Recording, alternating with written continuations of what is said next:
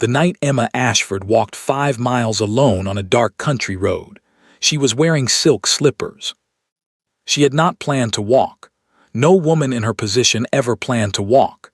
She had a carriage, a fine one, with the Ashford crest painted on the door in gold and navy, the horses freshly shod, the velvet cushions still warm from the afternoon sun. She had a husband seated inside that carriage. She had every right in the world to remain exactly where she was. But rights, Emma had learned, meant very little when the man who was supposed to protect them simply looked away. So she walked. She did not cry. She did not call after the carriage as it rolled down the lane without her. She did not look at the woman now seated in her place, watching her through the small oval window with an expression that was almost but not quite a smile. Emma simply pulled on her gloves, lifted her chin and put one foot in front of the other. 5 miles, in silk slippers, in the gathering dark. And not once, not for a single step, did she allow herself to break.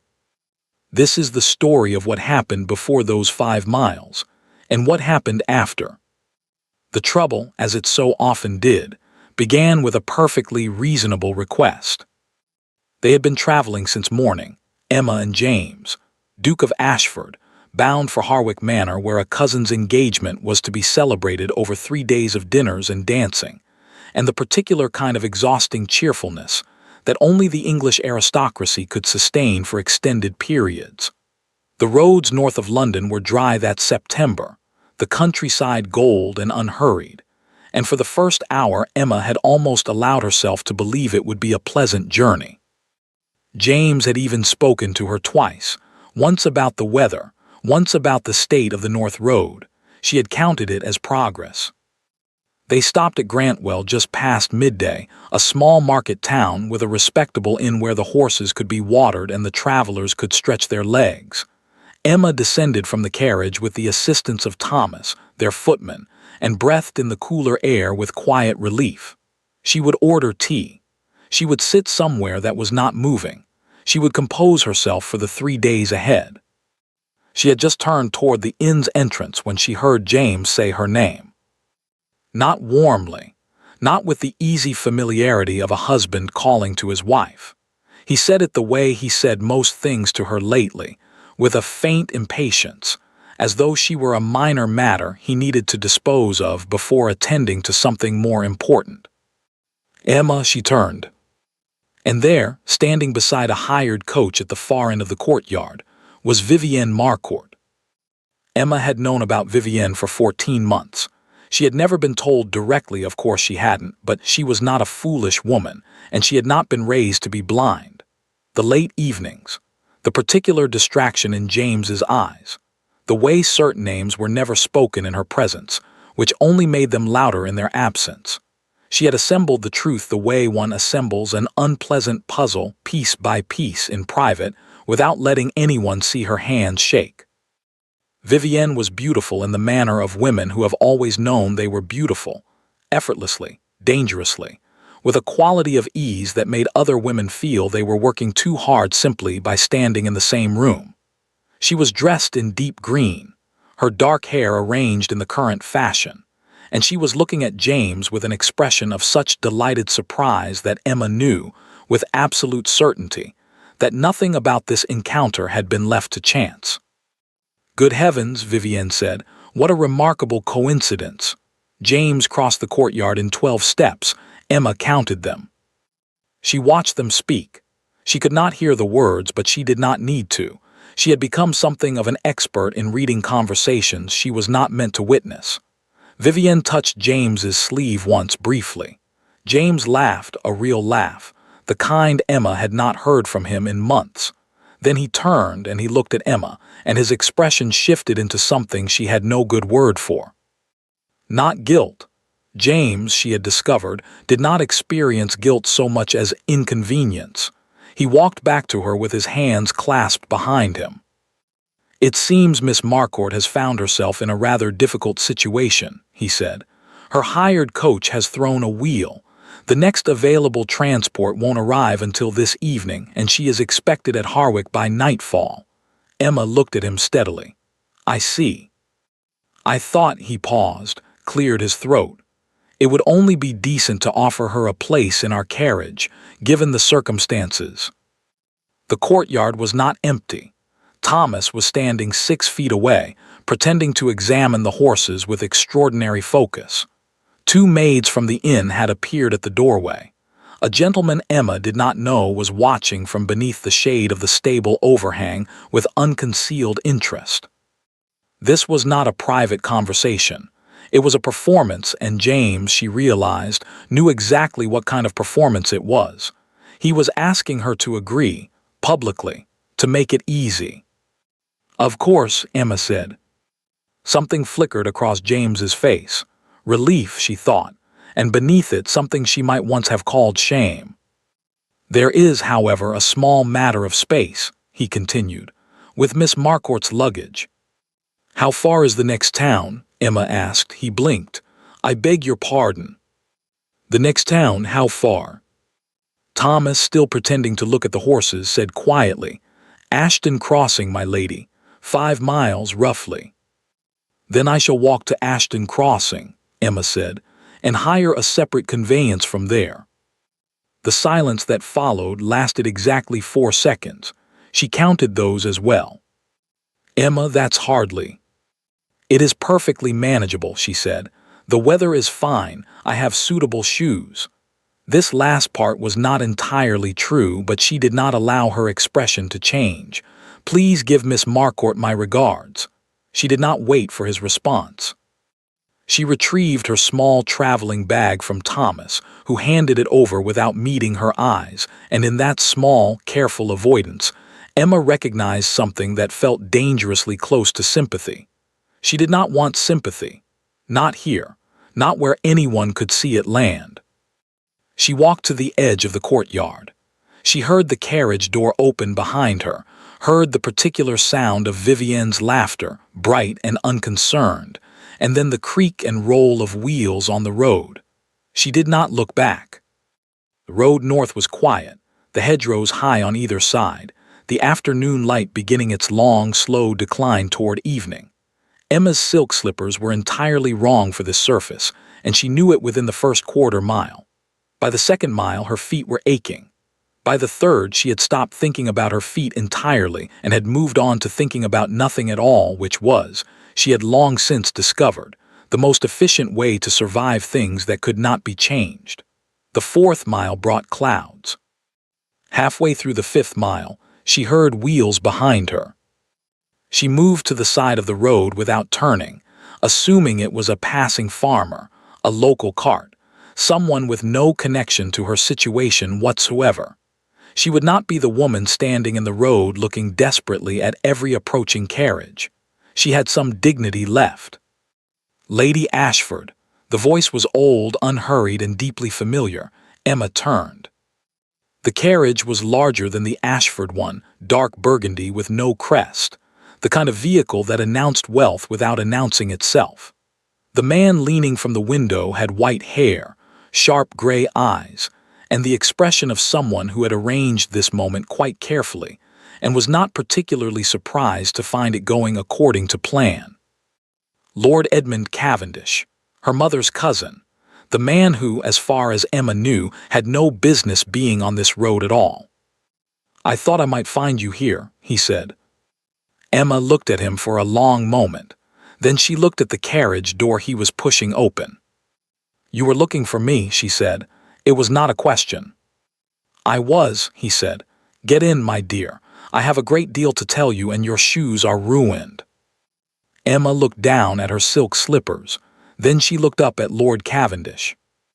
And for the first time in a very long time, something in her chest loosened just slightly, just enough, and she allowed herself to be helped into a carriage by someone who had actually come to find her.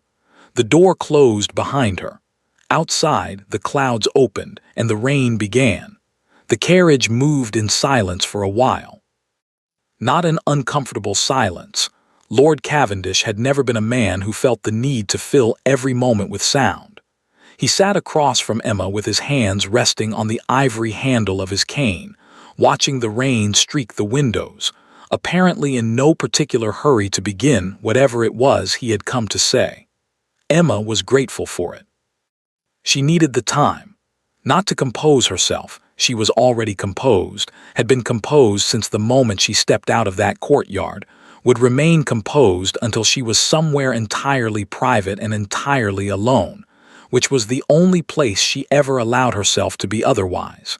She needed the time to simply sit, to feel the carriage moving beneath her, to register, quietly and without drama, that her feet hurt enormously and that she was wet from the shoulders down, and that the man sitting across from her had, for reasons she did not yet understand, driven out of his way to find her on a country road.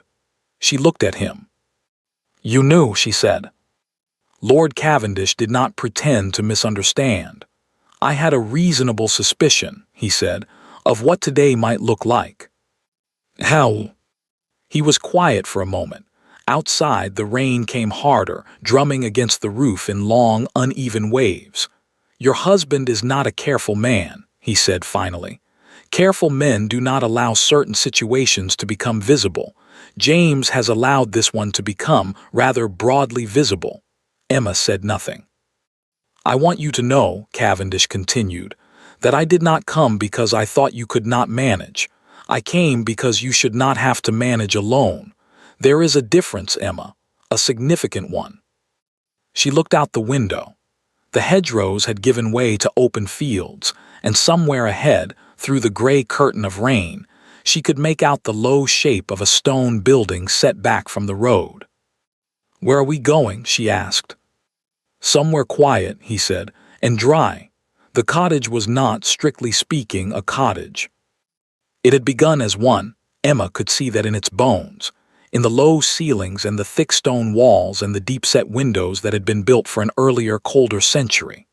But someone had added to it over the years, carefully and with considerable taste, until it had become something between a farmhouse and a small manor, modest from the outside, surprisingly warm within, with good furniture and better fires and the particular smell of a house that was used and cared for rather than merely maintained. A housekeeper appeared before the carriage had fully stopped, a small, composed woman of middle age who moved with the quiet efficiency of someone who had been expecting them. "Mrs. Hale," Cavendish said as he descended, "Lady Ashford will need dry clothes, hot tea, and whatever you have in the kitchen, in that order." Mrs. Hale looked at Emma with an expression of such calm practicality that Emma felt, absurdly, like weeping, not from distress, from the simple relief of being looked at by someone who intended to help without requiring anything in return. "Of course, my lord," Mrs. Hale said. "Come with me, my lady. Let's get you sorted." An hour later, Emma sat by the fire in a borrowed dress that was slightly too short and entirely too comfortable, with a cup of tea that was exactly right, and felt the last of the cold leave her bones. Cavendish sat across from her, in the chair that was clearly his, worn at the armrests, angled precisely toward the fire, with a small table beside it that held a glass of port and a well-read book left face down at the spine. He had been here recently. Often, perhaps. "This is your house," Emma said. "One of them," he said. "I find I prefer it to the others, less noise." Emma wrapped both hands around her cup. The fire cracked and settled. Somewhere deeper in the house, she could hear Mrs. Hale moving about, the faint sound of something being prepared in the kitchen. "Tell me what you know," Emma said. Cavendish looked at her steadily. "What do you already know?" 14 months, she said. Perhaps longer. She was introduced to James through his friend Pemberton. I believe that much is true, though whether the introduction was accidental is another matter. She has attended at least 4 events at which James was present, and I was not invited to be aware of her attendance. She has been to Ashford House, I do not know how many times. James believes I am not aware of any of this. Cavendish said nothing for a moment. Then, "You are not angry." "I am," Emma said quietly. "I am very angry, but I have nowhere useful to put it at the moment, so I am setting it aside."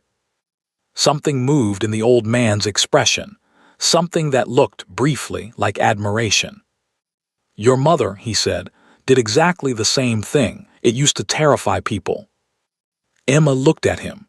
Her mother had died when Emma was 11, a quiet, gradual death that had taken far too long and left far too little behind. She did not speak of her often. There was not much to say that didn't hurt. You knew her well, Emma said. It was not a question either. She remembered Cavendish from childhood, a tall figure at the edge of family gatherings, always watching, always slightly separate. Better than most, he said. He set down his port glass and reached into the inner pocket of his coat. Which is why I have been carrying this for the past 3 years, waiting to decide what to do with it. He held out a letter. Emma looked at it. The paper was old, cream-colored, slightly foxed at the edges, folded in thirds. The handwriting on the outside was her mother's. She knew it immediately, the way you know a voice before you see the face, that particular slant, that particular economy of line. It was addressed to the Duke of Ashford, not James, James's father. Emma did not take it immediately. What does it say? It says, Cavendish said carefully, that your mother and the late Duke had an agreement. Not a romantic one, I want to be clear on that point. A different kind entirely. He paused. Your mother's family owned something the Ashford estate needed very badly. Not land, not money. Something rarer and considerably more valuable to the right people. He let the letter rest on the arm of his chair. She agreed to give it into the Ashford family's keeping on one condition. Emma waited. That her daughter, Cavendish said, would be treated as what she was, not a convenience, not an arrangement, not someone to be managed and overlooked and handed out of carriages on country roads. His voice did not rise, it never rose, but something in it sharpened, the way the edge of a good knife sharpens, quietly and without ceremony. An Ashford wife, in full, with everything that entitled her to. The fire cracked. Rain ran down the windows. James doesn't know, Emma said. James was never told, Cavendish said. His father died before he could be, and the solicitors who handled the original agreement were, he paused, persuaded, I believe, to keep certain documents out of the official record. By whom? Cavendish looked at her steadily. That, he said, is the part that will interest you most.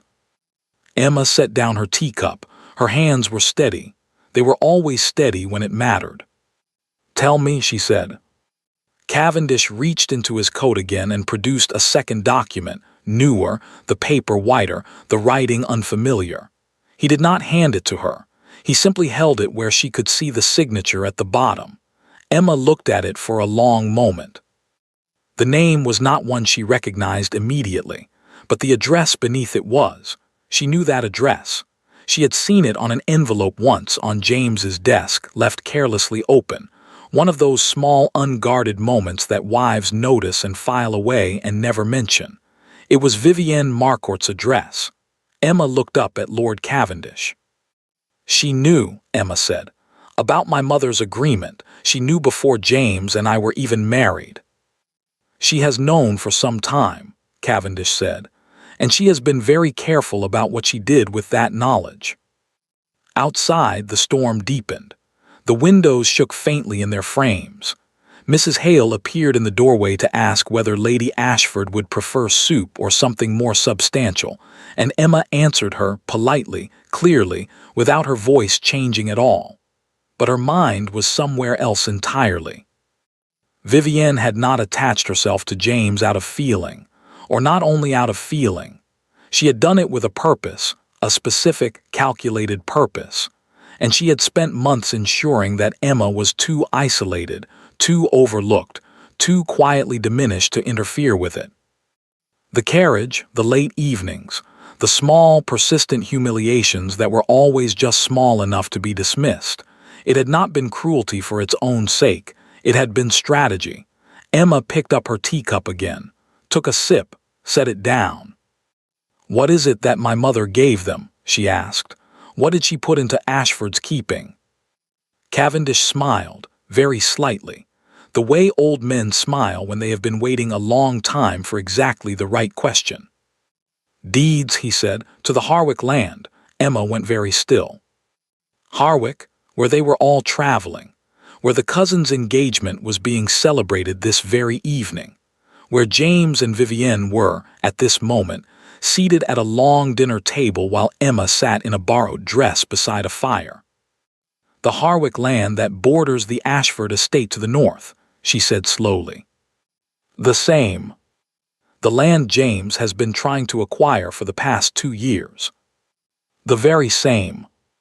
"The land," Emma said, very quietly, "that Vivienne has apparently been helping him find a way to obtain." "Yes," said Lord Cavendish, "except that it was never his to obtain. It was always yours, placed in Ashford keeping for safe keeping for you. Your mother was very specific." He leaned forward slightly. "Vivienne does not want James to have the land. She wants to acquire it herself through him or around him, but ultimately for herself. And the only document standing between her and that outcome is the one your mother signed." "Which you have," Emma said. "Which I have," he agreed. Emma looked at the fire for a long time. Then she looked at Lord Cavendish, and something in her expression changed. Not dramatically, not in a way that anyone who didn't know her well would have caught. But Cavendish caught it. He had known her mother after all. "I would like," Emma said, "to go to Harwick." Cavendish raised one white eyebrow. "Not tonight," she said. "Not like this, but soon." She smoothed the borrowed skirt with one careful hand. "I have been managed and overlooked and handed out of carriages on country roads, Lord Cavendish. I think it is time I arrived somewhere on my own terms." The old man looked at her for a long moment. Then he picked up his port glass and raised it very slightly in her direction. "Your mother," he said, "would have said exactly that. Harwick Manor had never been a warm house. It was grand, certainly, 3 stories of pale limestone, 12 bedrooms, a formal garden that required 4 men to maintain and impressed nobody who had seen Versailles. But warmth was not something the architecture had been designed to produce. It produced scale. It produced the particular silence of large rooms with high ceilings. It produced, in those who walked its corridors for the first time, a faint sense of being watched. Vivienne Marcourt felt entirely at home in it. She stood at the window of the bedroom she had been given, the east-facing one, larger than she'd expected, which meant either that James had arranged it or that the cousin's household staff had made certain assumptions about her status, and watched the rain sweep across the formal garden in long gray sheets. Her tea was untouched. Her dinner dress was already laid out on the bed. She had 2 hours before she needed to go downstairs and be charming, and she intended to use them well. She was thinking about Emma. Not with guilt. Vivienne had made her peace with guilt some years ago, had examined it carefully, and found it to be an emotion of limited practical use. The sort of thing that slowed you down when speed was required. She thought about Emma the way she thought about most obstacles, analytically and with considerable respect. Emma Ashford was not stupid. This was the central fact that Vivienne had understood from the beginning, and the one that most people around Emma seemed to have missed entirely. They saw a quiet wife, a composed face, a woman who never raised her voice, never made demands, never required management. They mistook that steadiness for passivity, that silence for absence of thought. James had made that mistake from the beginning. Vivienne had encouraged it carefully, the way you encourage a fire to burn in a particular direction, by simply removing everything that might stop it. But Vivienne knew better. She had known better since the evening, 8 months into her arrangement with James, when she had arrived at Ashford House unexpectedly and found Emma in the library, reading. Not a novel, not the kind of decorative literature wives were expected to carry about. Emma had been reading a land registry document, cross-referencing it, in fact, with a map of the Ashford estate, both spread across the library table with the focused attention of someone who understood exactly what they were looking at. Emma had looked up, their eyes had met, and neither of them had said anything at all. Vivienne had excused herself and gone to find James, and she had spent the carriage ride home thinking very carefully about what it meant that Emma Ashford knew how to read a land registry. The answer, she had concluded, was that she needed to move faster. She had not come to James Ashford for love. She wanted to be clear about that, at least in the privacy of her own thoughts. There were women who fell into these arrangements out of genuine attachment, genuine longing, and those women, Vivienne had observed, almost always suffered for it. Feeling made you dependent. Dependent made you careless. Careless, in the world Vivienne inhabited, was simply another word for finished.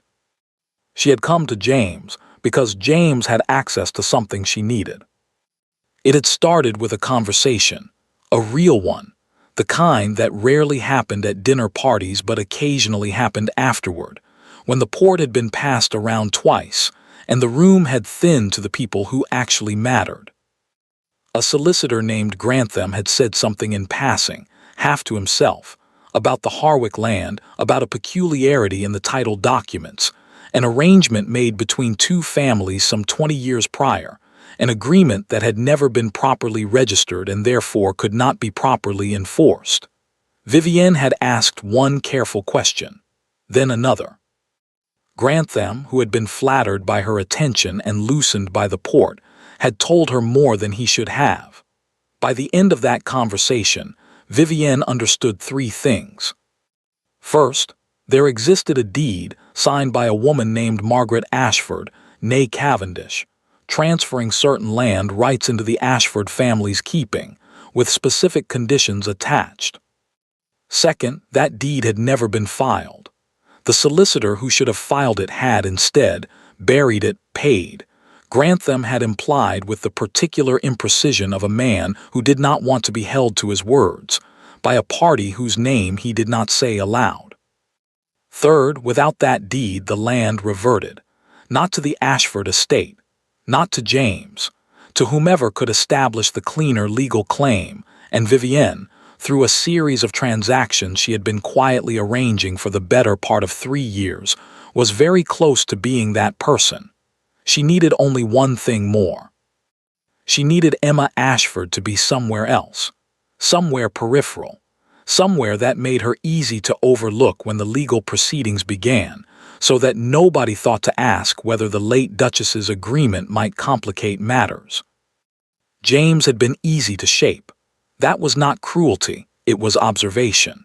James was a man who wanted to be comfortable, who wanted his choices validated, who wanted the people around him to behave in a manner that did not require him to examine himself too closely. Vivienne had simply made herself into the person who provided all of that, the right word at the right moment.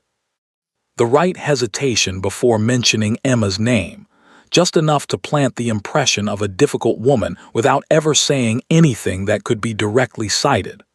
The right expression when James described his wife's reserve, his wife's silences, his wife's apparent indifference. "She doesn't seem unhappy," Vivienne had said once, carefully, "but she doesn't seem entirely present either, does she? As though she's always thinking about something else." James had been quiet for a moment. Then he had changed the subject.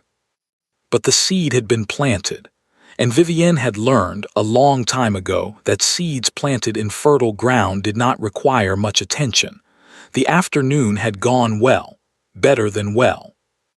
The carriage moment had been impulsive, she would admit that. She had not planned to be in Grantwell. Her own hired coach genuinely had thrown a wheel, which she had taken as the kind of coincidence that occasionally offered opportunity to those alert enough to recognize it. She had not expected James to actually ask Emma to give up the carriage. She had expected him to hesitate, to find some other solution, to be, as he so often was, just barely too decent to do the worst thing available. But he had done it, he had actually done it, and Emma had gotten out.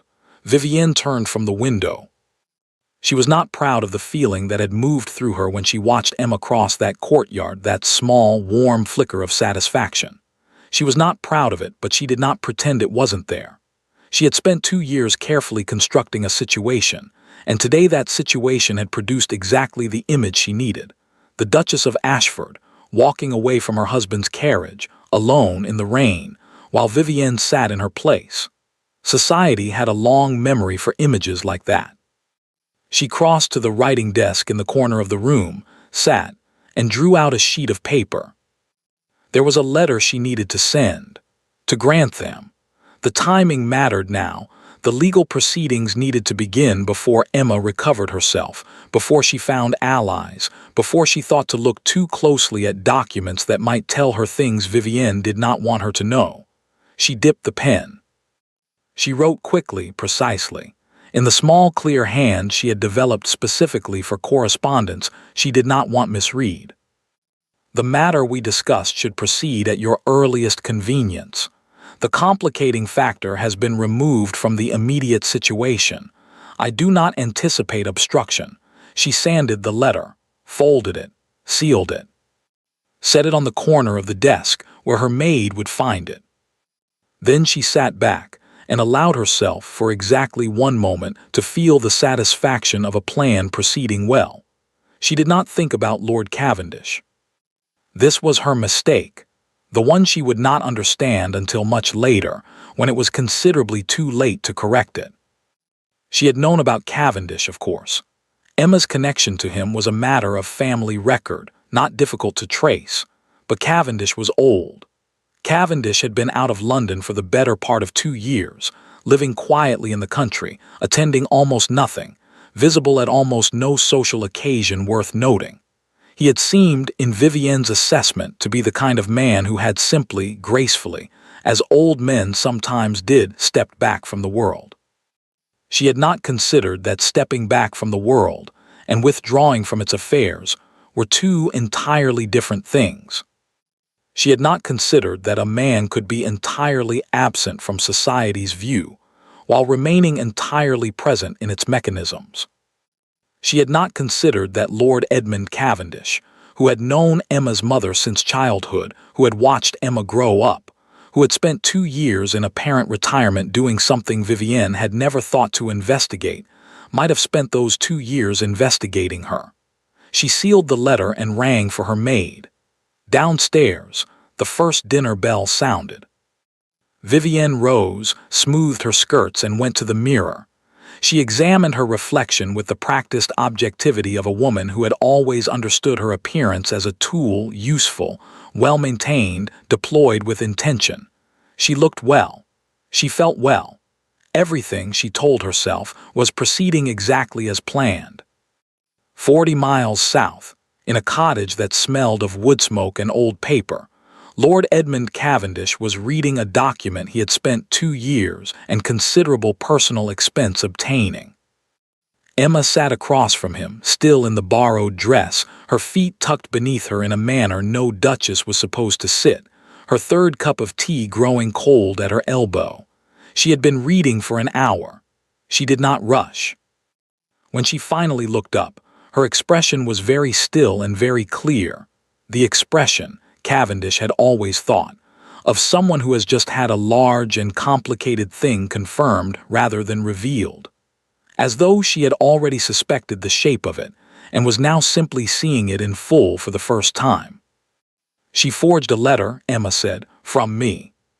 Yes, to James's solicitor, suggesting that I had agreed in writing to release any personal claim to the Harwick proceedings. Yes, before I could have known there were any Harwick proceedings to release a claim to. Yes, Emma set the document down, smoothed it once precisely with her palm. That, she said, was a mistake. Cavendish looked at her. Not a moral mistake, Emma clarified. I mean a strategic one. If she had been content with James, with the position, with the arrangement as it stood, I might never have looked closely enough to find any of this.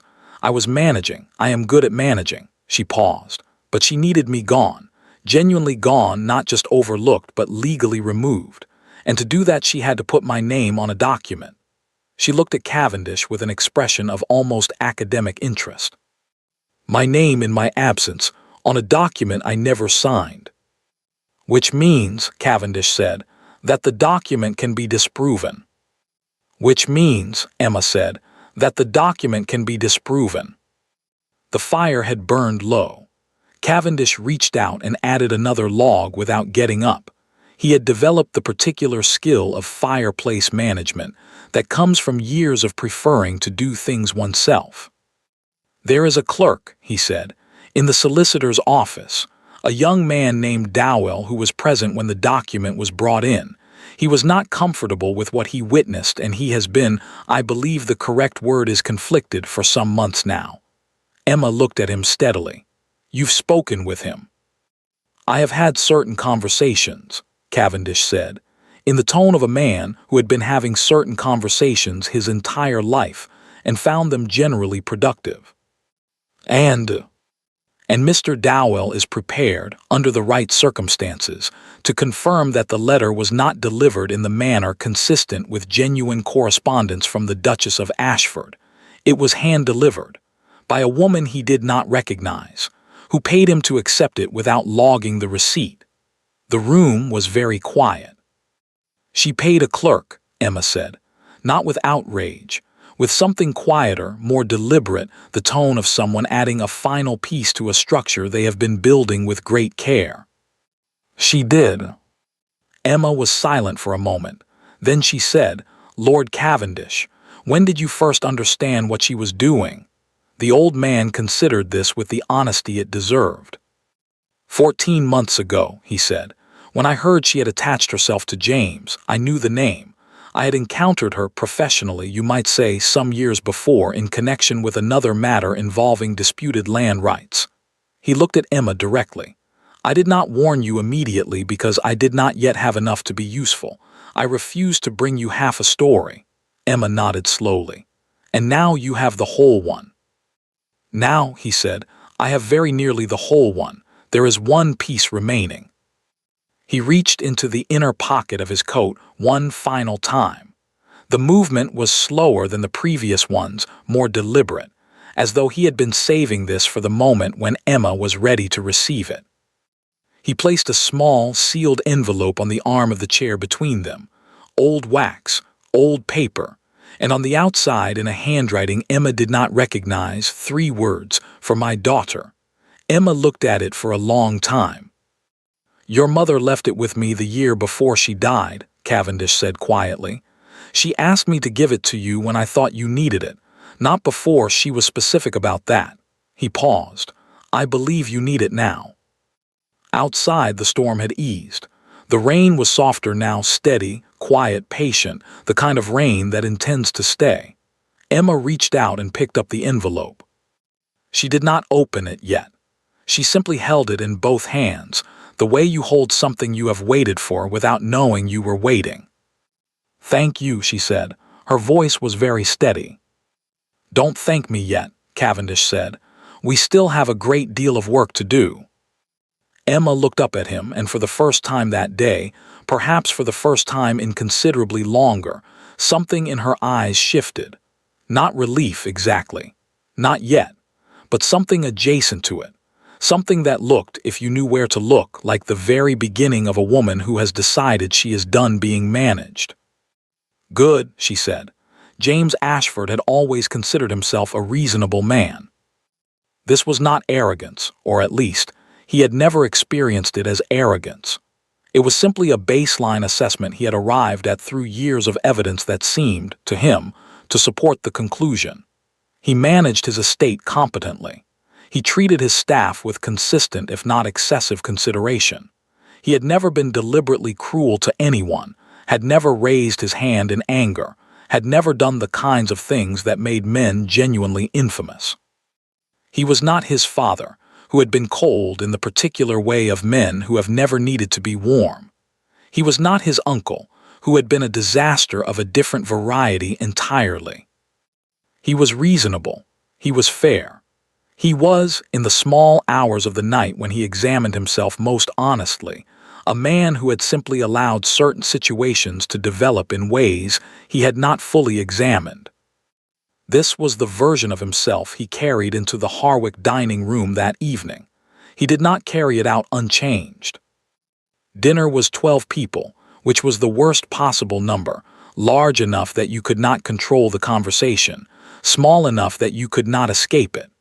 The cousin, a pleasant, enthusiastic man named Bertram who had inherited more optimism than sense, had arranged his table with the cheerful randomness of a host who trusted that proximity would produce warmth.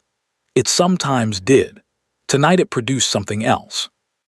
James was seated between Bertram's future mother-in-law, who wanted to discuss drainage systems, and a retired colonel who had opinions about everything and information about nothing. Across from him sat two women he knew slightly and a man he didn't know at all, which meant the middle section of the table required constant management. Vivienne was 4 seats down on his left. She had entered the dining room looking precisely as she always did, composed, luminous, entirely at ease, and James had felt the familiar pull of her presence the way you feel a fire when you've been cold. He was not proud of this. He had stopped examining it closely some time ago, because examining it closely produced thoughts he did not know what to do with. The soup arrived. The conversation turned to the Harwick grounds, then to a recent bill in Parliament, then to horses. James answered questions when addressed. He made the appropriate observations. He raised his glass at the appropriate moments. He did all the things a Duke of Ashford was supposed to do at a dinner table. And somewhere around the fish course, in a gap between the colonel's opinions and Bertram's mother-in-law's drainage concerns, he became aware of something. Emma was not there. This was not a new fact. He had known Emma was not at the table, had known she was not at Harwick at all since they had arrived that afternoon, and he had made a series of mutually unsatisfying explanations to Bertram about her absence. A sudden indisposition. The rain. She would join them tomorrow, he thought. Perhaps the day after. Bertram had accepted this with the easy grace of a man who found most explanations acceptable, and James had moved on, and that had seemed to be that. But now, sitting at this table in this room, James found that his awareness of Emma's absence had changed character. It had become specific. He looked at the flower arrangement at the center of the table. It was fine. Bertram's housekeeper had done a competent job, but it was arranged in the manner of someone who knew what flowers were supposed to look like at a table without fully understanding why. The proportions were slightly wrong. The candles were spaced unevenly. There was a faint asymmetry to the whole thing that would not have been there if Emma had been involved. Emma always noticed asymmetry. She never mentioned it, she simply corrected it, so quietly that the result was visible without the effort being so. James had spent years eating at tables Emma had arranged without once thinking about the fact that they had been arranged at all. He thought about it now. The colonel said something. James responded. The fish plates were removed. He thought about Ashford House. He thought about the way it ran, not perfectly. Nothing ran perfectly, but smoothly, with the particular lack of friction that came from everything being anticipated before it became a problem. The household accounts, which James never needed to examine because they were always in order. The staff, who seemed to require almost no management because they had apparently been managed already. The visitors who arrived and found themselves comfortable without being able to say exactly why. The fires that were always the right temperature. The correspondence that was always answered.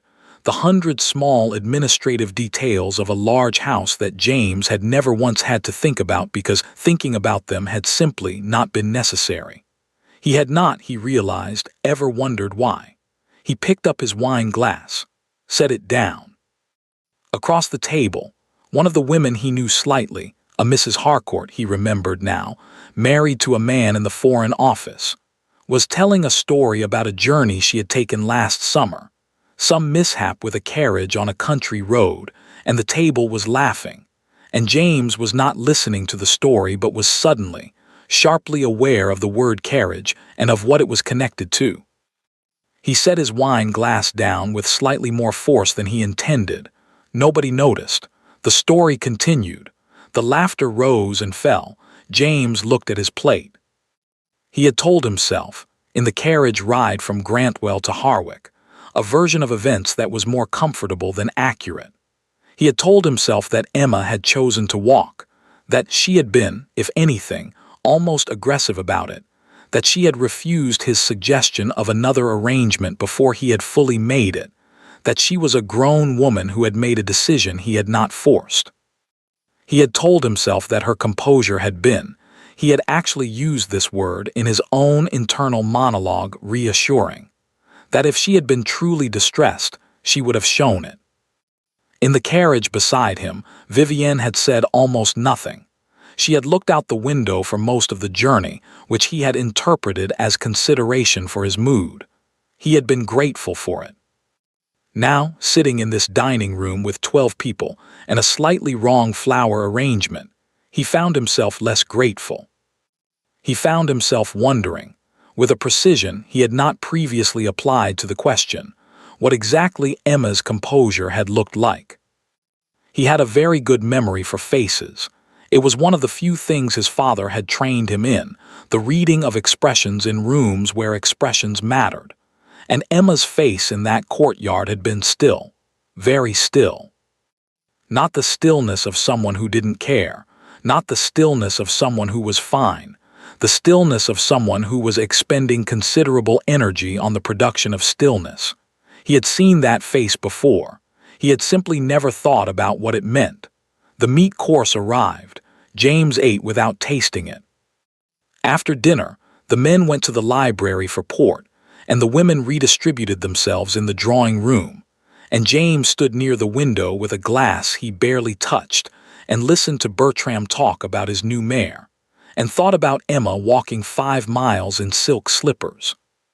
Not the abstract fact of it, the specific image. The road north of Grantwell was not a comfortable road, he knew it. He had traveled it a dozen times. It would have been muddy in parts and rough in others and entirely without shelter for the last 2 miles before Ashton Crossing. The rain had started before he reached Harwick himself. He had watched it begin from the carriage window. Emma had been on that road in the rain, in silk slippers. He put his port glass down on the nearest available surface and pressed 2 fingers briefly to his forehead, a gesture so small that no one in the room would have noticed it, but which represented for James, who was not given to visible distress, something considerable. "Everything all right, Ashford?" Bertram asked. "Perfectly," James said. Bertram studied him for a moment with the kind of straightforward concern that was his dominant quality. Emma not coming then, Margaret was asking. "She'll be here tomorrow," James said. This was not something he actually knew. "Good, good. Margaret's very fond of her, you know. Said she was the only woman at Lady Forsyth's dinner last spring who didn't spend the entire evening talking about other women." Bertram paused, apparently examining this. "I thought that was rather a good sign in a person." James said nothing. "Steady sort," Bertram continued, in the tone of a man paying what he considered a significant compliment. "Not everyone's cup of tea. Some people find her a bit quiet, I suppose. But the kind of person you'd want about in a genuine emergency, I always think. The kind who doesn't," he waved his port glass vaguely, "fall apart." James looked at him. "No," he said, "she doesn't fall apart." He excused himself shortly afterward. "A headache," he said, "the journey." Bertram accepted this with the same easy grace he accepted everything. James went upstairs. He did not go to his room. He went instead to the room that had been prepared for Emma, the west-facing one, the quieter one, because Emma always slept better without morning light. The housekeeper had prepared it exactly as requested. Fresh flowers, a small fire, the particular arrangement of pillows that had been noted on some list somewhere, and carried from house to house with the methodical efficiency of a well-run household. He stood in the doorway and looked at the room for a long moment. Then he went inside and sat in the chair by the window in the dark, and did something he had not done in a very long time. He thought carefully. Thomas found him there an hour later. Thomas was James's personal footman, a quiet, observant man of 50 who had been with the Ashford household since before James inherited the title, and who had the particular quality of good servants who have been somewhere long enough to see everything without appearing to see anything. He knocked, entered, set a candle on the table without being asked. He was turning to leave when James said, "Thomas." "My lord." James looked at the candle flame for a moment. "In Grantwell, this afternoon." Yes, my lord. When Lady Ashford descended from the carriage, a pause. Yes, my lord. Tell me what you saw. Thomas was quiet for a moment. Not the quiet of someone choosing what to say, but the quiet of someone deciding how honestly to say what they have already decided to say. Her ladyship descended from the carriage without assistance, he said. She retrieved her own traveling bag. She walked to the edge of the courtyard. He paused. She did not look back. James absorbed this. Was she, he stopped, began again, her expression. Thomas considered this with the seriousness it deserved. Composed, my lord, he said, very composed. Another pause, the kind of composed that costs something. The candle flame moved in a draft from the window. James watched it settle. The kind that costs something, he repeated. Yes, my lord. James was quiet for a long time. Thomas stood without moving, in the manner of a man who has learned that stillness is sometimes the most useful thing he can offer. She was wearing silk slippers, James said finally, for a 5-mile road. Yes, my lord, I noticed that as well. You should have, James stopped, because Thomas should not have had to do anything. Thomas was a footman, not the man responsible for ensuring his wife was not abandoned on a country road in the wrong shoes. That responsibility belonged somewhere else entirely. I'm sorry, my lord, Thomas said quietly, not for failing to act, for what he was witnessing. James looked up at him. Don't be, he said. That's not yours to be sorry for. Thomas nodded once, moved toward the door. Thomas, James stopped him a final time. Did she, he looked at the window, the rain had eased, the grounds of Harwick were dark and still. Did she seem frightened? Thomas paused with his hand on the door frame. He considered this for what felt like a long time. No, my lord, he said. That's what I kept thinking about on the road here. She didn't seem frightened at all. He paused one final time. She seemed decided. He closed the door behind him. James sat in Emma's chair in Emma's room, with Emma's carefully arranged pillows and Emma's preference for west-facing windows and the ghost of Emma's particular attention to everything that made a house function. And he felt, settling over him slowly and with the weight of something that had been approaching for a long time, a sensation he had no comfortable name for.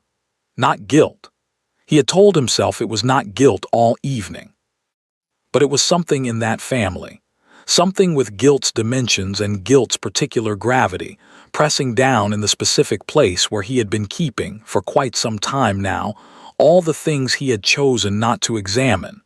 He reached out and picked up the candle, held it for a moment. Then he set it back down, stood, and went to find Vivienne. Not with warmth, not with the familiar, comfortable pull he had grown accustomed to, with a question, one he should have asked a long time ago. Vivienne was in the small sitting room adjacent to the drawing room, the one the women had drifted away from as the evening wore on, leaving behind the particular debris of a gathering in retreat, abandoned embroidery, half-finished cups of tea, a novel left open on the arm of a chair. She was alone, which James suspected was not accidental. Vivienne was rarely anywhere by accident. She looked up when he entered, smiled the particular smile she reserved for him, warm and private, the smile that had always made him feel in some unexamined way that he was the only person in whatever room they occupied. He noticed tonight how quickly it appeared, how ready it was. I thought you'd gone up, she said. I was going to. He came into the room but did not sit. He stood near the fireplace with his hands clasped behind him, a posture Emma had once told him in the early months of their marriage made him look like he was preparing to deliver bad news. He had laughed at the time. He had not thought about it since. He thought about it now. Vivienne, he said, how did you know to be in Grantwell today? She looked at him with an expression of mild, affectionate surprise. I told you, the hired coach. Yes, he said, the wheel I remember. He looked at the fire. It's a coincidence, I understand that. I simply find myself thinking about it. James. Her voice shifted slightly, warmer, slower, the register she used when she wanted him to stop thinking about something and start feeling something instead. He recognized it now with a clarity that was not comfortable. "You're tired. The journey was long. Come sit down." "My wife walked 5 miles in the rain," he said. The room was very quiet. "James." In silk slippers, on the north road out of Grantwell, he looked at her directly. She did not complain, she did not make a scene, she simply got out of the carriage and walked. He paused. "And I let her." Vivienne held his gaze with the steadiness of a woman who had navigated difficult conversations before and understood the importance of not being the first to look away. "She chose to walk," she said carefully. "You offered alternatives." "Did I?" He thought about this with genuine uncertainty. "I'm not sure I did. I'm not sure I offered anything at all, actually. I told her the situation and she resolved it, before I had to." "That is what Emma does," Vivienne said, with a gentleness that was perfectly calibrated. "She manages. She is very good at managing. It doesn't mean." "How long have you known about the Harwick land?" The question came out differently than he had planned it, more directly, with less preamble. He had not entirely intended to ask it tonight, but the evening had done something to his patience for his own evasions, and the question had simply arrived. Vivienne was still for exactly 1 beat too long. It was a small thing, a fraction of a second, the kind of pause that would have meant nothing to a man who was not, at this particular moment, paying very close attention. James was paying very close attention. "The Harwick land," she said. "In what sense?" "In the sense that I have been trying to acquire it for 2 years," he said, "and you have been helping me think through various approaches. And I find myself wondering tonight how much of what you know about that situation you have told me, and how much you have kept for other purposes." It was not a fully formed accusation. He did not yet have enough to make one. But it was the shape of an accusation, and Vivienne heard its shape clearly, and something behind her eyes changed, very slightly, very briefly, like a door opening a crack and then being firmly closed. "I think," she said slowly, "that you are exhausted and that today has been difficult, and that you are looking for somewhere to put feelings that are actually about something else." James looked at her. She was very good. He had always known she was very good. He had simply, for a long time, experienced that quality as a virtue rather than examining what it was in service of. "Perhaps," he said, "he left her there by the fire. He did not sleep well." He lay in the dark of his room at Harwick and listened to the house settle around him. The old sounds of old timber, the distant murmur of remaining staff completing their evening tasks. And he thought about the question he had asked Vivienne and the fraction of a second pause before she answered it. He thought about Emma reading a land registry document in the Ashford Library. He had walked past that scene so quickly, had filed it so efficiently under the general category of Emma doing something quiet and self-contained that required no involvement from him. But now, lying in the dark, he retrieved it and looked at it properly for the first time. Emma had been cross-referencing a land registry with an estate map. Not because Emma was the sort of woman who idly read land registries for entertainment. Emma was the sort of woman who read things because she had identified a specific reason to read them. What had she identified? He stared at the ceiling. What did Emma know that he didn't? And the larger question, the one that had been assembling itself all evening from pieces he had been refusing to look at directly, arrived at last, fully formed, in the quiet of the dark room. What had he not been told? Morning came gray and cool, the storm entirely spent, the Harwick grounds washed clean and still. James came downstairs early, earlier than any other guest, which gave him the library to himself and the breakfast room to himself, and briefly, the particular quality of silence that large houses produce before they are populated. He sat in the library with coffee he didn't taste and a newspaper he didn't read. At 9:30, Bertram's butler appeared in the doorway. "A visitor, Your Grace. He says he has no appointment and offers his apologies for the hour. He asked me to give you this." He held out a card. James looked at it. Lord Edmund Cavendish. James set down his coffee cup very carefully. "Send him in," he said. Cavendish entered the library the way he entered most rooms, without hurry, without performance, with the complete ease of a man who had long since stopped needing to announce himself. He was dressed simply for travel, his white hair neat, his gray eyes moving across the room in one brief, comprehensive sweep, before settling on James with an expression of composed interest. "Ashford," he said pleasantly, "forgive the intrusion." "Lord Cavendish," James rose, extended his hand. "I confess I wasn't aware you were in the area." "I wasn't until recently." Cavendish settled into the chair across from James's with the deliberateness of a man who has chosen his seat carefully and intends to use it well. He did not accept the offer of coffee. He did not look around the room or make observations about the house or engage in any of the preliminary social negotiations that most visits of this kind required. He simply looked at James and said, "I imagine you had a difficult evening." James looked at him steadily. "I've had more comfortable ones." "Yes." Cavendish folded his hands on the head of his cane. "I thought we might speak before the rest of the house wakes. What I have to say is better said without an audience." "Then say it."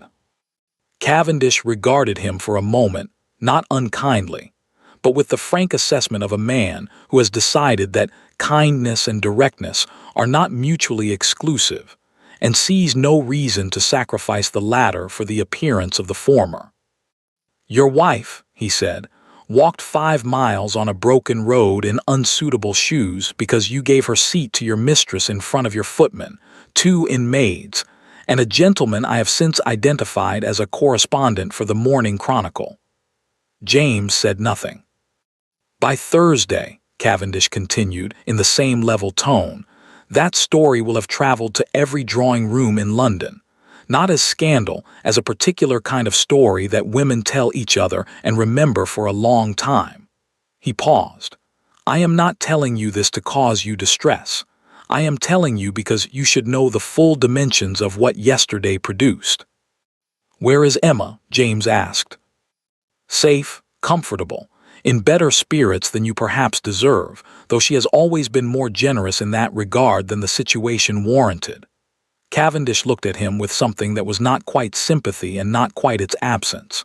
"She is not, if that is your concern, destroyed. Emma is not easily destroyed, but she has been, for some time now, asked to absorb a great deal, and yesterday was not a small addition to that weight." James looked at the window. The grounds of Harwick were beginning to take on color as the morning light strengthened, the wet grass very green, the gravel paths dark with last night's rain. "You came here for a reason," he said, "beyond informing me of consequences I'm already aware of." "I did." Cavendish reached into his coat and produced a document. He did not hand it across immediately. He held it with the deliberateness of a man who understands that a document placed on a table changes the nature of a conversation permanently and wants to ensure the conversation is ready for that change. "What do you know about the arrangement between your father and Margaret Cavendish, Emma's mother?" James frowned. "Margaret Cavendish married a man named Holt, Emma's father." "Yes, but before that marriage and during it, Margaret maintained a separate legal identity in certain matters of property. Her family, my family, were careful about that." Cavendish paused. "What did your father tell you about the Harwick land, when he first discussed the northern boundaries of the estate?" "He said the title was complicated," James said slowly, "that there had been an arrangement with a neighboring family that hadn't been fully resolved. He intended to address it but died before he could." He paused. "I inherited the complication along with everything else." "Did he tell you what the arrangement involved?" "No." "Did he tell you who the neighboring family was?" "No." Cavendish nodded slowly, as though this confirmed something he had expected. He placed the document on the table between them. The neighboring family, he said, was the Cavendishes, and the arrangement, he tapped the document once lightly, was this. James reached out and picked it up. He read it carefully. He was not a fast reader in the way that some men were fast readers. He had learned early that speed in reading, like speed in most things, produced a quantity of comprehension that was not always the same as quality. He read each clause, each condition, each precise, careful phrase that Margaret Cavendish, Emma's mother, had negotiated with his father 23 years ago. When he finished, he set it down. He did not speak immediately. "The Harwick land," he said, "the portion I've been trying to acquire, the northern section, was placed in Ashford keeping for Emma," Cavendish said. "Not for the Ashford estate, for Emma specifically. Your father agreed to hold it in trust to be transferred to her upon her marriage to you, which Margaret had arranged, in outline if not in detail, before Emma was old enough to have opinions on the matter." He paused. "The transfer was never completed. Your father died. The solicitors who knew the full terms of the arrangement were redirected." James looked up sharply. "Redirected?" "Someone ensured that the relevant documents did not enter the official estate record. Someone who understood the value of the land and had a specific interest in its availability." Cavendish looked at him with the steady patience of a man delivering news to someone who is not yet ready to receive all of it at once. "Someone who has been in a position, for the past 2 years, to shape your understanding of the Harwick situation." The library was very quiet. James heard the house beginning to wake above him, footsteps, distant voices, the sounds of a morning beginning its ordinary progress. He heard all of it from a great distance, as though the room he was sitting in had moved slightly outside the normal flow of events. "You're telling me," he said, "that Vivienne knew about this arrangement." "I am telling you that Vivienne has known about this arrangement for longer than she has known you," Cavendish said. "I am telling you that her interest in your acquaintance was not primarily personal. I am telling you that the assistance she has offered you in navigating the Harwick question has been designed, from the beginning, to navigate it in a direction favorable to her own legal claim, which she has been quietly constructing, through a series of property transactions, for the better part of 3 years. James stood up. He did not go anywhere. He simply could not, at that moment, remain seated. He stood with his back to Cavendish and his hands on the edge of the bookshelf and looked at the books without seeing them. "She used me," he said. "Not a question. The flatness of a statement being made by someone who is still in the process of understanding what it means. She used your access, your position, and your distraction," Cavendish said, with the careful precision of a man who understands that the word distraction is doing significant work in that sentence and intends it to. "You were not her purpose. You were her method." James turned around. His face, Cavendish would later tell Emma, had done something interesting in that moment. Not collapsed. James was not the kind of man whose face collapsed, but something in it had reorganized. Something that had been arranged around a particular set of comfortable assumptions had been quietly, permanently rearranged. "There's more," James said. "It was not a question either." "There is one more thing," Cavendish said, "and it is the thing you will find most difficult." He produced the second document, the one with Vivienne's address at the bottom. He placed it on the table. "She forged a letter," he said, "in Emma's name, to your solicitor, releasing any personal claim Emma might make to the Harwick proceedings." He paused. "Before Emma could have known such proceedings existed." James looked at the document. He looked at it for a long time. When he looked up, his expression had completed its reorganization. What remained was something Cavendish recognized, had seen in various forms on various faces over a long life of difficult conversations. It was the expression of a man who has been shown, very clearly and very completely, the distance between who he thought he was and what he had actually done. It was not comfortable to look at. "There is a clerk," Cavendish said more quietly now, "named Dowell. He witnessed the letter's delivery. He is prepared to speak to what he saw." He paused. "The forgery can be demonstrated. The legal claim Vivienne has been building collapses without it. James said nothing. Ashford, Cavendish leaned forward slightly. I did not come here this morning to destroy you. I came because Emma deserves to have someone fight for what is hers, and because, on reflection, I thought you might prefer to be that person. He held James's gaze. If you are the man I believe you are, underneath everything that has accumulated over the past 2 years. The clock on the library mantel marked the half hour. Somewhere above them, a door opened. Footsteps in the corridor. The house fully awake now, the day begun, the ordinary progress of things resuming all around them. James looked at Lord Cavendish. Where is she? He said. She is at my cottage, Cavendish said, 40 miles south. Is she? He stopped, pressed his lips together, tried again. Does she know you've come here? She knows I intended to, Cavendish said. She did not ask me what I would say. What did she say when you told her all of this? Cavendish was quiet for a moment. Something moved in his expression, something that was, if you looked carefully, very close to admiration. She said she wanted to go to Harwick, he said. Not immediately, not in distress, on her own terms. He paused. She said she had been managed and overlooked and handed out of carriages on country roads, and that she thought it was time she arrived somewhere differently. James looked at the window. The morning light was full now, the Harwick grounds bright and washed and very still. I have things to attend to, he said quietly, before she arrives. Cavendish rose from his chair, picked up his cane, moved toward the door with the unhurried deliberateness of a man whose work in this room is complete. At the threshold he paused.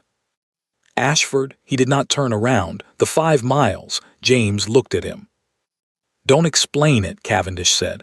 Don't justify it. Don't construct a version of it that is easier to have done. He paused. Just know what it was clearly and entirely before you go to her. He left.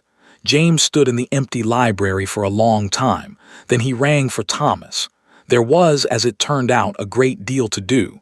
Vivienne came down to breakfast at 10 o'clock. This was her usual hour, late enough to avoid the early risers, early enough to maintain the appearance of someone with no particular reason to avoid anyone. She had slept well, which she considered a point of professional pride. Anxiety, she had long believed, was a luxury of people who had not planned carefully enough. She had planned carefully. She had nothing to be anxious about.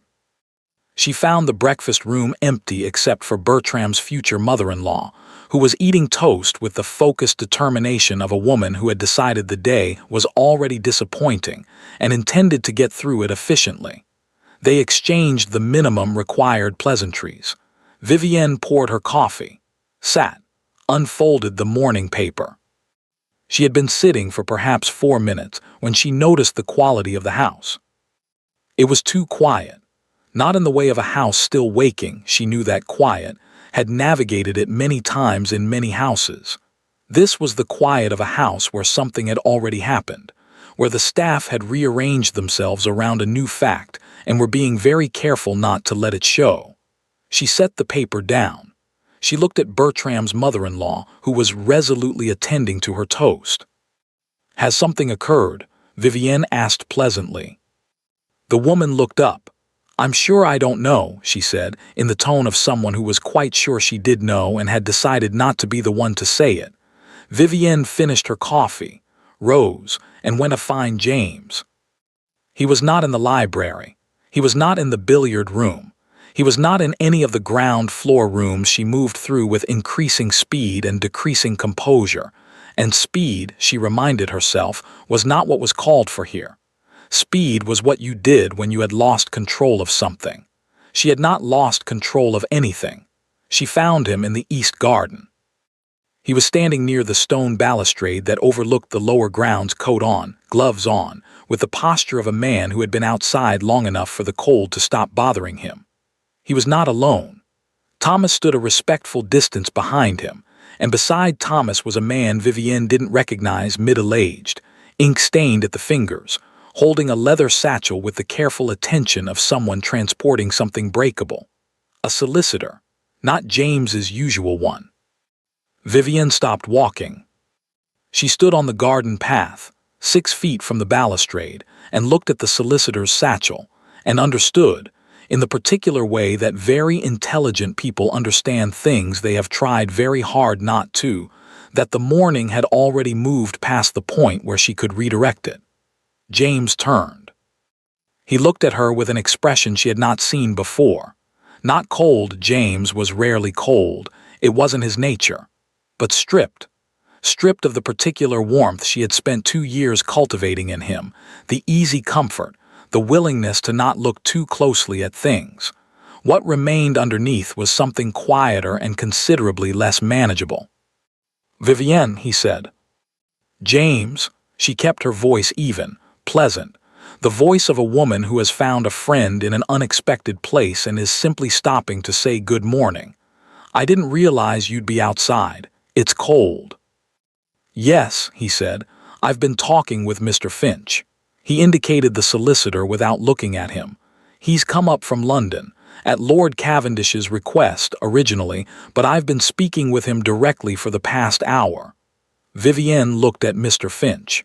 Mr. Finch looked at his satchel. "Cavendish," she said. The name came out level. She was proud of that. "He was here this morning," James said.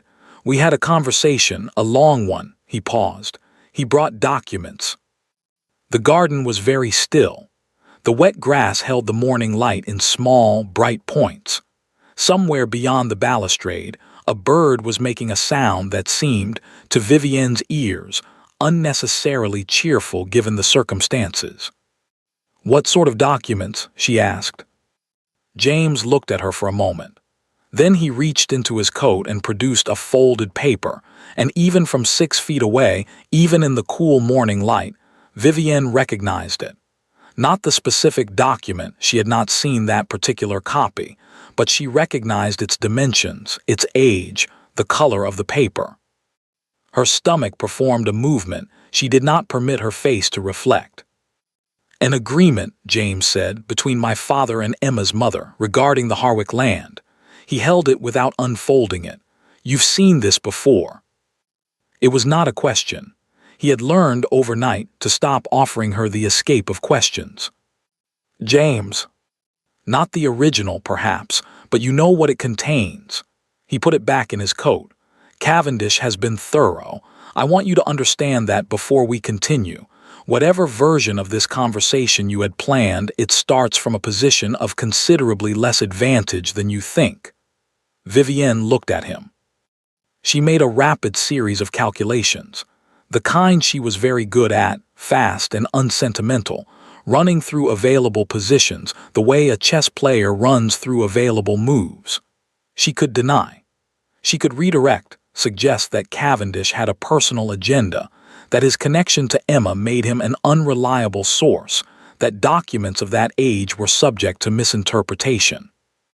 She could appeal to the past 2 years, to what they had been to each other, to the genuine feeling that had existed alongside everything else. She selected none of these. She selected, instead, the thing she almost never used, a version of the truth. "I knew about the agreement," she said. "Yes." Something moved through James's expression. Not surprise, he had been prepared for this.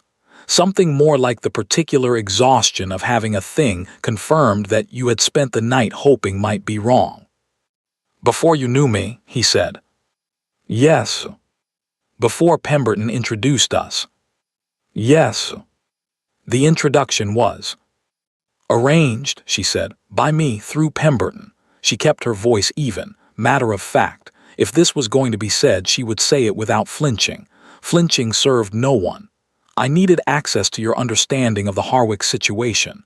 Your father had left the documents in disarray and the legal position was unclear. I needed to understand what the Ashford estate believed it held." James was very quiet.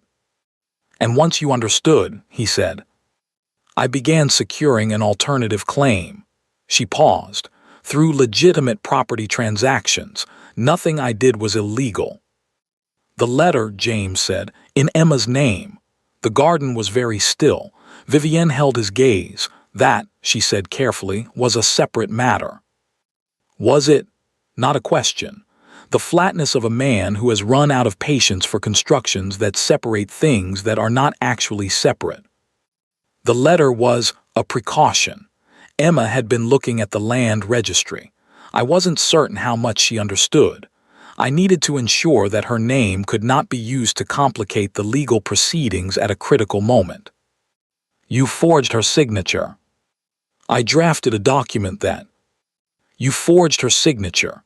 The repetition was quiet and entirely final, on a legal document, to remove her right to property that was specifically left to her by her mother. Vivienne said nothing. There is a clerk, James said, named Dowell. And there it was. The thing she had not planned for because she had assessed Dowell and found him frightened and financially motivated and therefore manageable. She had not assessed him as someone who would speak. She had been wrong. It happened so rarely that she found, standing in this garden in the cold morning light, that she was almost distantly, academically, interested in the fact of it. I see, she said. Mr. Finch, James said without looking away from her, has the full documentation, Dowell's statement, the original agreement, a record of the property transactions you've been conducting. He paused. And a letter, the real one, the one Emma's mother left for her which Cavendish has been holding. Vivienne looked at him. She had not known about that letter.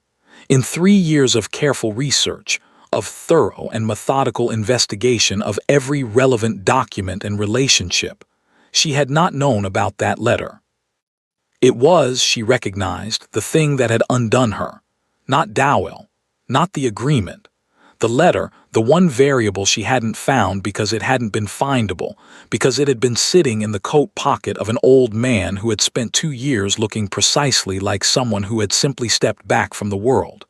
She had underestimated Lord Cavendish. She had underestimated Emma. She had not, she realized, made the mistake of underestimating James. She had simply made the larger mistake of assuming that what he lacked in attention he lacked in principle. What happens now? She asked. James looked at her for a long moment. Mr. Finch will explain the legal position, he said. It is not favorable to you. The forged document voids any claim you might have established through the property transactions. Cavendish's solicitors are prepared to file the original agreement in full this week. He paused. As for the rest, that is not something I intend to discuss in a garden. He turned to Thomas, said something quiet. Thomas nodded and moved toward the house. Vivienne watched him go. James. She said his name not with the warmth she usually deployed it with. She was past that now. They were both past that, and she was not the kind of woman to use a tool that has been conclusively broken. She said it simply, as a form of address, nothing more. For what it's worth, what existed between us was not entirely. Don't, he said. She stopped. Not because I don't believe you, he said, but because it doesn't. He looked away briefly toward the lower grounds, the wet grass, the bright still morning. It doesn't change the weight of anything. He looked back. You used Emma, specifically and deliberately, for 2 years. You diminished her, isolated her, removed her from her own life by degrees, and you forged her name on a document designed to take from her the one thing her mother left her. He paused. Whatever existed between us doesn't live in the same place as that. I can't hold them in the same hand. Vivienne looked at him. She thought, briefly and without sentimentality, that under different circumstances, in a different life, with different stakes, James Ashford might have been someone she could have respected without reservation. No, she said quietly, I don't suppose you can. The conversation with Mr. Finch lasted 40 minutes. Vivienne sat across from him in the small study Bertram had made available, a room that smelled of pipe tobacco and agricultural reports, entirely unsuited to the conversation it was hosting, and listened to the legal position explained with the methodical thoroughness of a man who took no pleasure in it but felt no need to soften it either. The forged document was void. Its existence, in fact, constituted grounds for a separate legal proceeding that Mr. Finch was careful not to characterize as inevitable, but also did not characterize as unlikely. The property transactions she had conducted were legitimate in themselves, but had been constructed on a foundation, the assumed availability of the Harwick land, that had now been conclusively removed. The alternative claim she had spent 3 years building was, in Mr. Finch's precise and unemotional phrasing, without basis. She listened. She asked 2 clarifying questions, both of which Mr. Finch answered accurately. She did not argue. She did not cry. She signed the document he placed before her, acknowledging receipt of the legal notification, nothing more, with her usual small, clear hand. When it was over, she went upstairs. She sat at the writing desk in the east-facing bedroom for a long time, looking at the formal garden below. The solicitor's letter she had sent to Grantham 2 days ago, the one about proceeding, the one about the complicating factor being removed, was somewhere in the London postal system, about to arrive at an address it would now be entirely useless to reach. She thought about Emma on the North Road, walking. She had watched her from the carriage window with that feeling she had been almost proud of, the warm, satisfied sense of a plan proceeding. She had watched Emma's straight back, her unhurried steps, her absolute refusal to look behind her. She had seen composure. She had seen a woman absorbing a defeat. She had not seen, had entirely failed to see, a woman who had already decided something. Vivienne sat at the desk for a long time. Then she rang for her maid and asked for her trunk to be brought down.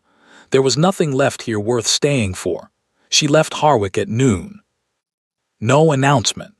No farewell to Bertram, who would be confused but would accept whatever explanation was eventually offered, because Bertram accepted most things. She descended the front steps with her maid behind her and her luggage loaded, and her traveling dress absolutely correct in every particular. Because whatever else was true, she had never left a house looking like someone who had been defeated. She was at the bottom of the steps when she heard footsteps behind her. She turned. It was not James. It was Thomas, standing at the top of the steps with his hands at his sides and his expression entirely neutral.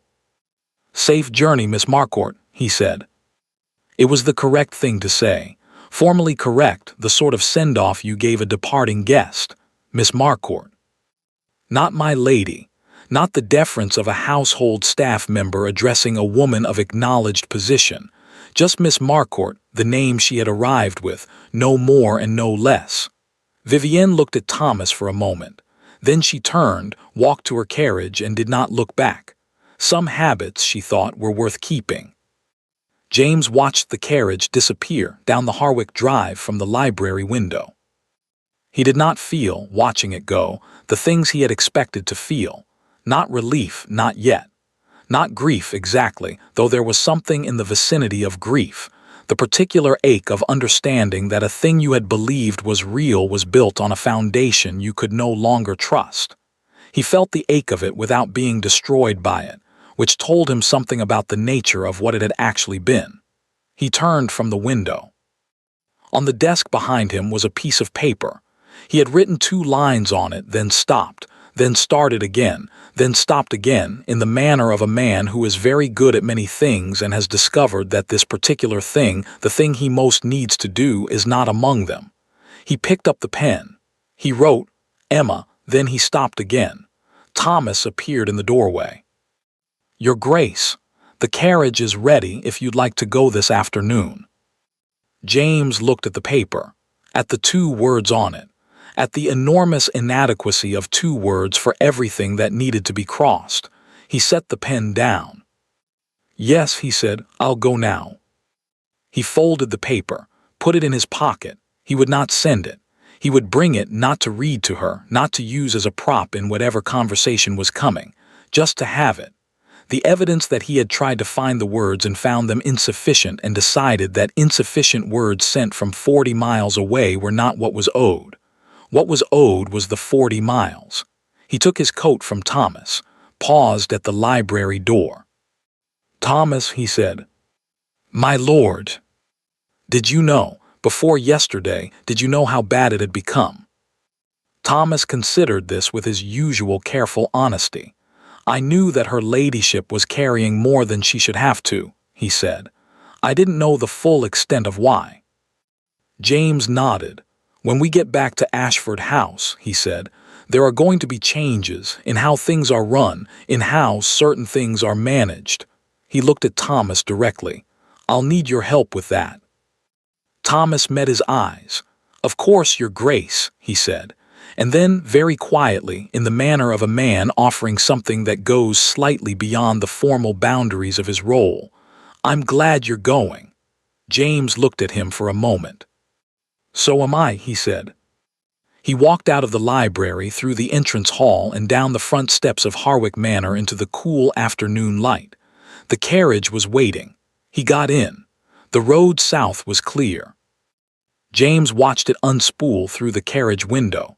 The same countryside he had traveled 2 days ago in the opposite direction. The same hedgerows and open fields and occasional farmhouse set back from the road.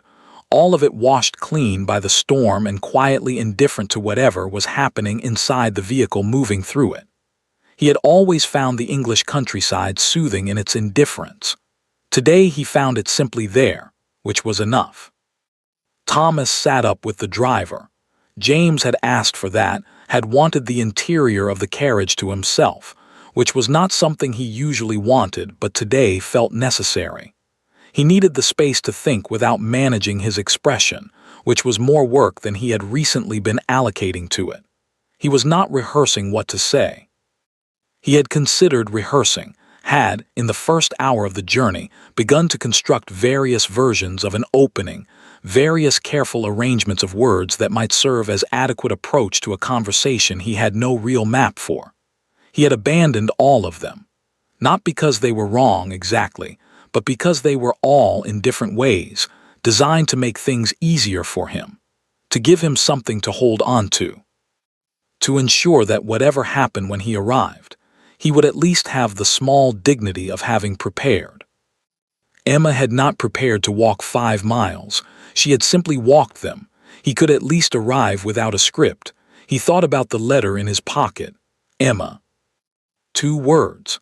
He had sat in that library for 20 minutes and produced 2 words, and then he had understood that what he was trying to do, to compress everything that needed to be said into something small enough to send ahead of him, was both impossible and wrong. You did not send a letter for this. You did not find the comfortable distance of paper and ink and a 40-mile gap and call it sufficient. He thought about what Cavendish had said. Don't explain it. Don't justify it. Don't construct a version of it that is easier to have done. He thought about Thomas, in the courtyard in Grantwell, watching Emma cross to the edge of the road. The kind of composed that costs something. He thought about Emma in the library with the land registry. That image he had walked past so efficiently, filed so neatly, returned to now with the uncomfortable clarity of a man who has discovered that the things he walked past most efficiently were frequently the things most worth stopping for. He thought about the flower arrangement at Bertram's table. He thought about 12 years of fires at the right temperature. He thought about the way his house ran, the particular, frictionless quality of it, and how he had experienced that quality as simply the natural condition of a well-maintained household, the way you experience good health as simply the absence of illness, never thinking about what produces it until it is threatened. He had not thought about what produced it. He thought about it now, for the full 40 miles. The cottage appeared through the carriage window just as the light was beginning its late afternoon decline, that particular golden hour that made even modest buildings look considered. It was larger than he'd expected from Cavendish's description. Stone walls, deep windows, a garden that had gone slightly wild at the edges in the manner of gardens that are loved but not obsessed over, smoke from 2 chimneys, a light in the downstairs window. The carriage slowed. James sat very still for a moment. Then he opened the door himself, before Thomas could come down, before anyone could assist him, and stepped out onto the gravel path. The front door of the cottage opened before he reached it. Not Emma. A small, composed woman he didn't recognize, the housekeeper, he assumed, who looked at him with the frank assessment of someone who has been told to expect a visitor and has formed opinions about that visitor in advance. "Your Grace," she said, not warmly, not coldly, with the precise neutrality of a woman who has decided to take no position until she has more information. "Mrs. Hale," he said, because Cavendish had mentioned her name and James had retained it. "Is Lady Ashford?" "In the garden," Mrs. Hale said. She held the door open. "I'll show you through." The garden behind the cottage was larger than the front suggested, a long, somewhat rambling space that ended in a low stone wall beyond which the countryside opened into fields. Someone had planted it with more enthusiasm than plan. Roses that had outgrown their stakes, lavender in long, unruly rows, an apple tree in the far corner that was old enough to have developed opinions about its own shape. Emma was standing near the apple tree. She was wearing a dress he didn't recognize, borrowed, he realized, slightly too short, in a blue that was not her usual color, and her hair was not as precisely arranged as it would have been at home. She had her back to him. She was looking at the fields beyond the wall with the stillness he had spent 2 days thinking about, the particular quality of someone who is not waiting but simply present. He stopped at the edge of the garden. He had 40 miles of thought behind him and 2 words on a piece of paper in his pocket, and the advice of a very old man ringing in his ears. And standing here in the actual fact of her, he found that all of it, all the rehearsed non-rehearsal, all the careful intention not to prepare, had produced in him something very simple. He was afraid. Not of Emma, not of her anger. He might have preferred her anger, actually, might have found it easier to stand in than what he suspected was coming. He was afraid of the distance, of how far things had traveled while he had been looking somewhere else, of the possibility that 40 miles in a carriage was not, in fact, the same as crossing what actually lay between them. "Emma," he said. She turned. He had expected, he didn't know what he had expected. Some version of what he deserved, probably, whatever that looked like on her face. He had spent the journey steeling himself for it, which he now understood was another form of preparation, another way of making the moment about managing himself rather than actually being in it. What he had not expected was how tired she looked. Not broken, not destroyed. Cavendish had been right about that. Emma was not easily destroyed. It was perhaps the most accurate thing anyone had said about her in his recent memory. But tired in the way of someone who has been strong for a very long time without adequate reason to stop. The particular exhaustion that lives behind composed eyes and has nowhere to go because composure has become the only available mode. He had put that tiredness there. Not alone, not intentionally, but he had contributed to it consistently and over time in 100 ways he had been too comfortable to examine. He walked toward her. He did not have an opening. He did not have a careful arrangement of words. He had the 40 miles and the letter in his pocket and the specific knowledge, acquired over 2 days of thinking about nothing else, of what she had carried and why and how long she had been carrying it without being asked to set it down. He stopped 3 feet from her. "I know," he said, "that I am not here because I deserve to be. I want to be clear about that from the beginning." Emma looked at him. Her expression was very still, not the performing kind of stillness, the kind that costs something, just still, waiting. "I know what Vivienne did," he said. "Cavendish told me this morning, all of it. The agreement, the documents, the letter she forged in your name." He paused. "I know that she arranged to know me, that the past 2 years were constructed, that I was," he stopped briefly, made himself continue, "that I was useful to her, and that I was too occupied to see it." Emma said nothing. "I know about the Harwick land," he said, "what your mother arranged, what you were supposed to have from the beginning." He reached into his coat, not for the folded letter, he left that where it was. He produced instead a smaller paper folded once which he held without opening. "Mr. Finch has filed the original agreement. The land is being transferred to your name this week. It should have been done years ago. It should have been done the day we were married." Emma looked at the paper. then at him. "I also know," he said, and here his voice changed slightly, lost some of the careful structure he had been imposing on it, "that none of that is the point. The land is yours. The legal situation is being corrected. Those are facts, they're being handled, but they are not," he stopped. "They are not why I drove 40 miles this afternoon." He looked at her directly. "I drove 40 miles," he said, "because you walked 5, and because I have been trying for 2 days to understand what those 5 miles meant, what they cost you, not the physical distance." He paused, and for a moment he looked like a man who is very good at most things struggling with a specific one. The 5 miles of knowing that the person who should have said stay said nothing, of taking one step in front of the other because there was nothing else available. He paused. "I have been trying to understand what that is like, and I think I am not capable of understanding it fully. I think that is something you carry that I cannot entirely know. But I wanted you to know that he stopped again. That I am trying to know it. That I am not explaining it away or constructing a more comfortable version of it, or—" "James," Emma said. He stopped. Her voice was not warm. It was not cold. It was level. The voice of a woman who has been listening carefully and has something to say and would like to say it without waiting for a natural gap that may not come. "I know that you are trying," she said. "I can see that you are trying. And I want you to know that she paused, and something in her expression shifted, just fractionally, in the way of someone allowing themselves to feel something they have been carefully not feeling.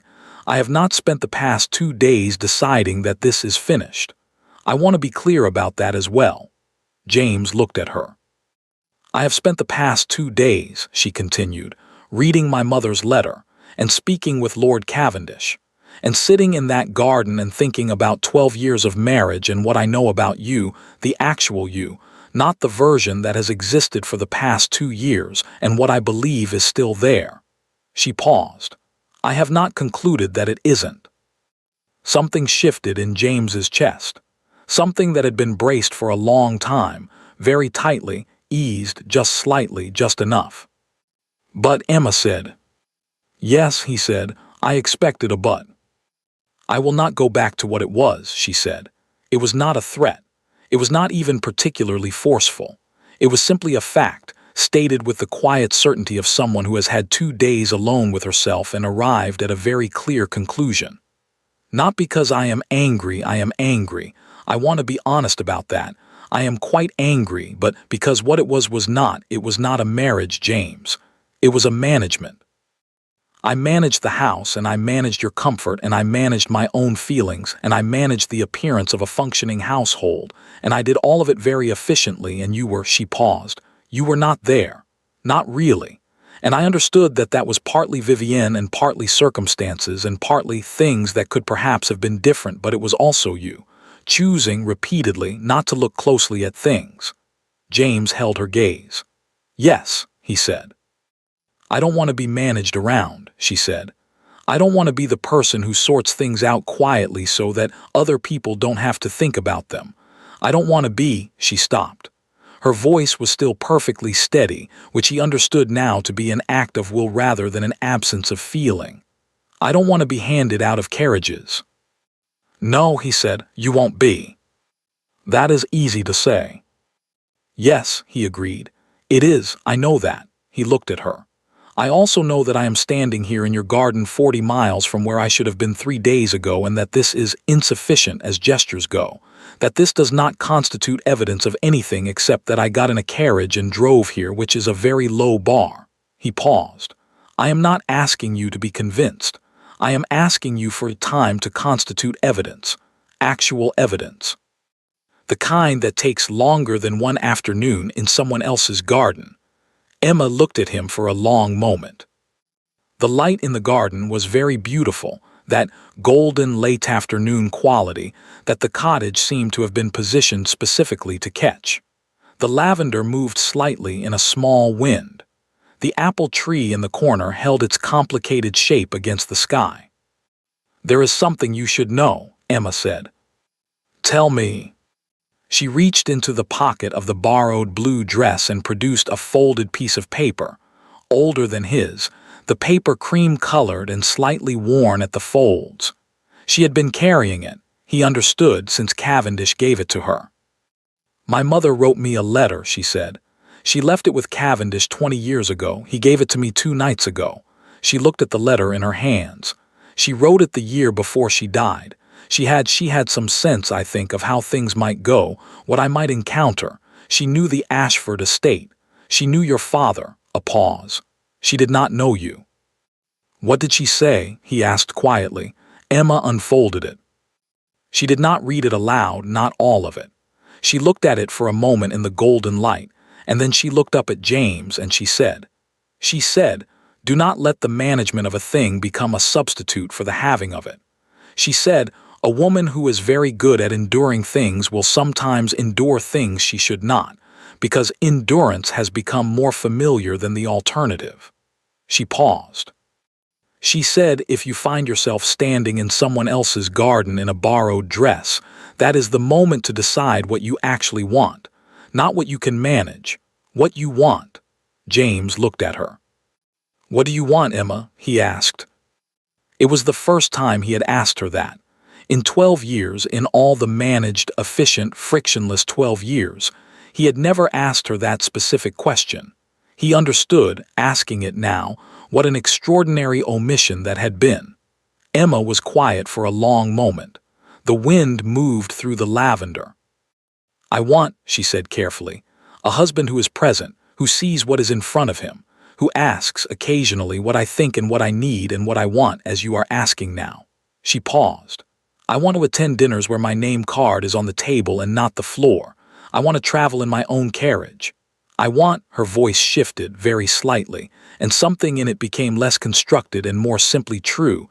"I want to be in the room with someone who is actually in the room." "I will be in the room," James said. She looked at him. "I know that is also easy to say," he said. "I know, but I am telling you I will be in the room. I will ask. I will see what is in front of me." He held her gaze. "I have spent 2 days seeing what I failed to see for 2 years. I find that I have," he stopped briefly, "I find that I have a great deal of catching up to do, and I would like, if you will allow it, to begin." Emma folded her mother's letter. She put it back in her pocket.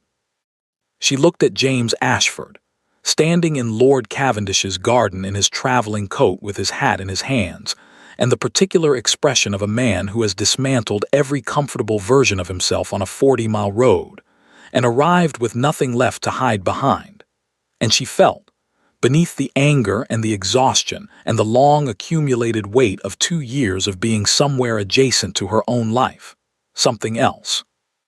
Something she had been keeping in a very small, very protected place for quite some time. She had not stopped loving him. That was the thing she had discovered in 2 days alone with herself and her mother's letter, the thing she had not expected to discover and could not, having discovered it, pretend she hadn't. She had not stopped. It had gone quiet, had been forced quiet by the years of not being seen, of managing rather than being met, but quiet was not the same as gone. She knew the difference. She looked at him for a long moment. Then she said, "Mrs. Hale has made dinner. You should stay." Something moved across James's face. Not relief, or not only relief. Something larger and less composed, the expression of a man who has been braced for a door and found it open. "Thank you," he said. Emma nodded once. Then she turned toward the cottage. She had taken 3 steps before she stopped. She turned back. "James," she said. He looked at her. She held out her hand. Not in the formal way. Not the gloved, careful, public gesture of a duchess in a drawing room. Simply her hand extended in a garden in the late afternoon light. He crossed the distance between them in 5 steps. He took her hand in both of his. And Emma felt, for the first time in a very long time, that she was not managing anything at all. She was simply there, and so was he. The Ashford autumn dinner was, by general consensus, the finest it had been in years. This was not said loudly. The English aristocracy did not say things loudly when they could say them in drawing rooms, in careful asides, in the particular register of social observation that carried further than a shout precisely, because it was never raised above a murmur. But it was said, repeatedly, and by people whose opinions on such matters were considered reliable. The flowers were exceptional. The table was perfectly proportioned. The fires in every room were exactly the right temperature, which sounds like a small thing, and is, in fact, an enormous one. The guests moved through the evening with the ease of people who have been made comfortable without being aware of the making, which is the highest form of hospitality and the rarest, and which requires, in the person responsible for it, a quality of attention so complete that it becomes invisible. 30 people had been invited, 30 people had accepted. This was notable. The previous year's dinner, the last one Emma had organized before Grantwell, before the 5 miles, before everything, had seen 4 last-minute withdrawals and a general quality of attendance that could be described, charitably, as dutiful. People had come because they were supposed to come. They had stayed because leaving early required an excuse, and excuses required effort. Tonight, no one left early. Emma sat at the head of the table. Not the foot. The head, which was where, after some discussion that was not entirely without difficulty, it had been agreed she would sit. James had raised the subject himself, in the methodical way he had taken to raising subjects he had previously avoided, directly, with the particular care of someone who has learned that directness is not the same as bluntness, and has been practicing the difference. Emma had looked at him for a moment, and then she had said yes, and the matter had been settled, and no one at the table tonight seemed to find it anything other than entirely natural. She was wearing deep blue, her color not borrowed. Her hair was precisely as she intended it. Her name card was at the head of the table in her own handwriting, because she had written all 30 of them herself that morning, which she had always done and which, for the first time in 2 years, she had done without the particular background awareness of doing it for a household that did not fully acknowledge her presence in it. She was present. The household knew it. So did the guests. To her left sat Lord Edmund Cavendish. He had come down from the cottage specifically for the evening, a journey he had described, in the letter accepting the invitation, as not entirely inconvenient, given the occasion. He was dressed with his usual quiet precision, his white hair neat, his gray eyes moving across the table in the comprehensive sweep she had come to recognize as his primary mode of engagement with the world. He was, she had discovered over the past year, a man of considerable warmth beneath the composed exterior, but the warmth was the kind that revealed itself gradually, in small increments, to people who paid attention. Emma paid attention. He had been at the cottage when she and James had made the drive back to Ashford House. 3 days after James's arrival in the garden, 3 days of long conversations and longer silences, and the particular difficult work of 2 people deciding to rebuild something from materials that included the original structure, and a clear-eyed assessment of what had been wrong with it. Cavendish had been there for some of those conversations, and absent for others, with the precise instinct of a man who knows the difference between when he is needed and when he is in the way. On the morning they left, he had stood at the cottage door and looked at Emma with the expression she now thought of as his most honest one, the one beneath the composed exterior, the one that was simply an old man who had kept a promise to a woman he had loved as a sister and was satisfied that he had kept it well. She had embraced him. He had been startled, she had felt it, the slight stiffness of a man not accustomed to being embraced, and then he had patted her back twice, with the careful deliberateness of someone performing an unfamiliar action and wanting to do it correctly. "Your mother," he had said, into the middle distance above her shoulder, would have been, he had paused. She would have been very pleased. Emma had not trusted her voice for a moment. "Thank you," she had said finally, "for the 2 years, for the waiting." It was the right moment, he said. She was specific about that. He had released her, straightened, resumed his usual composed exterior as efficiently as a man putting on a coat. "Now go home," he had said. "You have a great deal to sort out." She had laughed, a real one, the kind that arrives unexpectedly and is better for it. She had gone home. Across the table, James was talking to the man on his right, a new acquaintance, someone from the Foreign Office whom Bertram had suggested inviting, and who had turned out to be genuinely interesting in the way that Foreign Office men occasionally were. James was listening with the particular quality of attention that Emma had noticed developing in him over the past year, the real kind, not the social kind. The kind that indicated actual interest in what the other person was saying, rather than management of the impression being created. He had been working at it. That was the word she would have used if asked working. Deliberately, consistently, with the methodical application of a man who has identified a deficit and decided to address it rather than manage around it. It was not always graceful.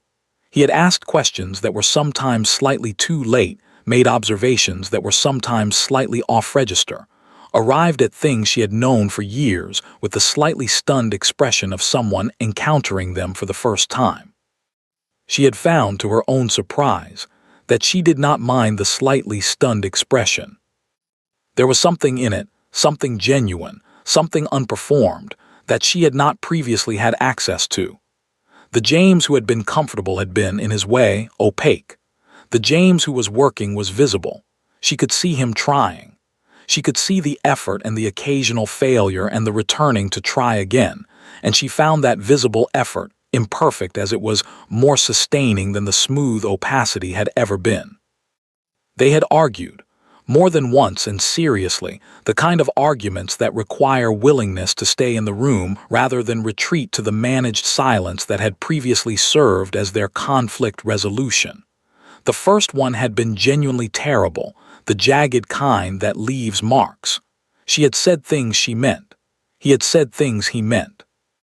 They had not resolved it in one evening, which had frightened her slightly, until she realized that unresolved arguments that continue the next morning are, in fact, a sign of two people still present in the conversation. They had continued the next morning, and the morning after that, and eventually arrived somewhere that felt, carefully and without being overstated, like solid ground. Thomas, moving behind the seated guests with the unhurried efficiency of a man entirely in his element, caught Emma's eye briefly as he refilled the glass of the woman to her right. He had been at Ashford House for 30 years. He had served James's father. He had watched James grow up, inherit, marry, and make various decisions of varying wisdom. He had stood in a courtyard in Grantwell and watched a duchess cross to the edge of a road in silk slippers, and had thought she could see it in the small nod he gave her now, the slight inclination of his head that contained several things at once, that he had known something would have to change. He was glad that something had. Emma returned the nod and turned back to Cavendish, who was telling her something about a property matter in the north that she should know about, in the manner of a man who has decided that a woman capable of reading a land registry should be kept current on relevant land registry matters. She listened carefully. She always listened carefully. The dinner ran longer than planned, which was the sign of an evening that had found its own momentum. The courses came and went. The conversation moved the way good conversation moves, without a directing hand, from one thing to another, finding its own level. At some point in the evening, during the dessert course, when the table had relaxed into the particular warmth of people who have eaten well and drunk moderately, and found each other's company more interesting than they had anticipated, Emma became aware of James looking at her. Not in the way he had looked at her across tables in the difficult years, the distracted look, the look of a man who was present in body and somewhere else in mind. This was the direct kind, the kind that knew where it was directed and intended to be there. She raised her eyebrow very slightly, the minimal expression she used when she wanted to ask a question without asking it aloud. He smiled, shook his head slightly. Nothing, just looking. She returned to her conversation. But she felt it, that look, in the way you feel warmth from a fire when you have been cold for a long time. Not dramatically, not with the stunned quality of something unexpected, simply there, steady and present and entirely intentional. After dinner, the guests redistributed, the men toward the library, the women toward the drawing room, the younger ones gravitating to the music room where someone had begun playing with more enthusiasm than precision. Emma moved between the rooms with the ease of a hostess who has organized the evening so thoroughly that it requires no further management, which was, she had come to understand, the point. Not to be indispensable in every moment, to create conditions in which the evening could run itself. She was standing near the drawing room window in a brief pocket of quiet between conversations when she felt someone beside her, James. He had excused himself from the library early. She had seen him do it, the clean extraction of a man who has decided where he would rather be. He stood beside her at the window without preamble, looking out at the Ashford grounds in the dark. "Good evening," he said. "It is," she agreed. They stood in comfortable silence for a moment, the real kind, not the managed kind, the kind that does not require filling. "Cavendish looks well," James said. "He does. He told me he intends to come to London in the spring. I think he misses it more than he admits. I'll write to him. There's a matter at my club he might find interesting." A pause. "If you think he'd like that." Emma looked at him. A year ago, 2 years ago, James would not have asked. Not because he would have been unkind, but because the question would not have occurred to him. The question required the assumption that she knew something worth knowing, that her read of a person was information worth soliciting. "I think he would like that very much," she said. "He would pretend to find it a mild inconvenience, but he would like it." James nodded, filed this, would act on it. She knew that now, the way she knew other things about him that she had spent a year relearning. He followed through. That had always been true. She had simply not previously been the person he followed through for. "Emma," he said. She looked at him. He reached into his coat, produced a small velvet box, dark green, old, the kind that has been kept somewhere safe for a long time. She looked at it. "I found it," he said, "in my father's things, when I was going through the estate documents with Finch." He opened it. Inside, on a small cushion of worn velvet, was a ring, gold, simple, with a stone she recognized immediately. "It was your mother's. She gave it to my father as part of the original agreement. As a token, I think. A gesture of good faith." He paused. "It should not have stayed in a box. It should have been given to you. On the day we were married, or before, it should have been given to you, and it wasn't, and He stopped. "I am sorry for that, and for what it represents, and for every version of the same failure across 12 years. Emma looked at the ring. She looked at it for a long time. Then she looked up at James, and she thought, not for the first time in the past year, but with the particular clarity of a moment that gathers everything around it, that there was something to be said for arriving late at a thing, provided you arrived. Provided you actually arrived. She held out her hand. Not the formal way.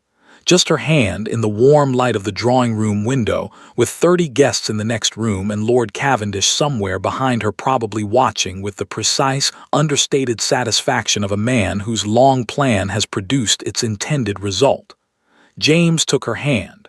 He placed the ring on her finger. It fit. Of course it fit. Later, much later, when the guests had gone and the house was quiet, and Mrs. Hale's counterpart at Ashford House had supervised the clearing of the table and banked the fires and done all the things that needed doing, Emma sat in the library. Not managing, not organizing, not doing the next thing on an invisible list. Just sitting in the chair nearest the fire, with a cup of tea that had gone slightly cold and her mother's ring on her finger, and the quiet of a house at the end of a good evening around her.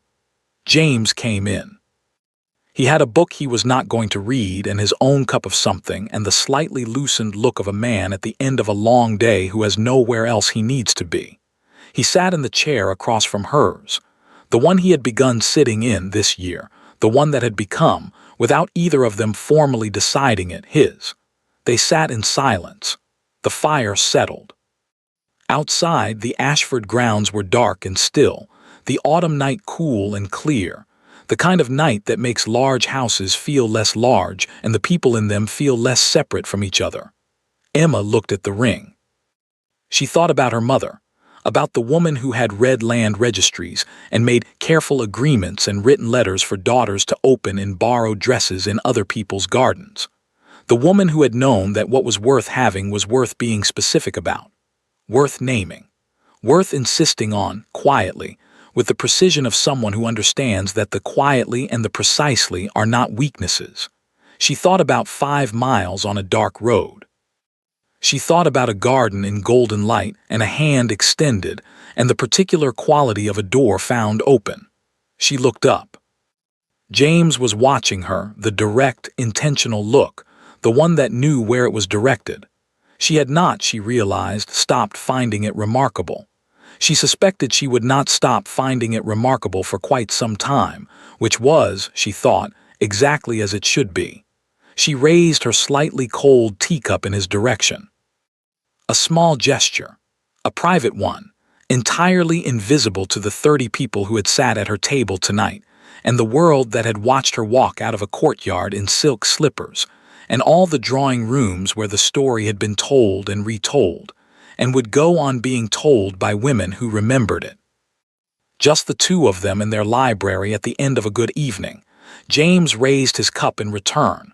No words, none were needed. Thank you for staying with us until the very end of the story. If one of our stories touched you, tell us in the comments where you're listening from. And if you'd like to support the channel, you can join as a member or send a super thanks or super chat. Every bit of support helps us continue bringing more stories like this to life. Don't forget to subscribe for more stories.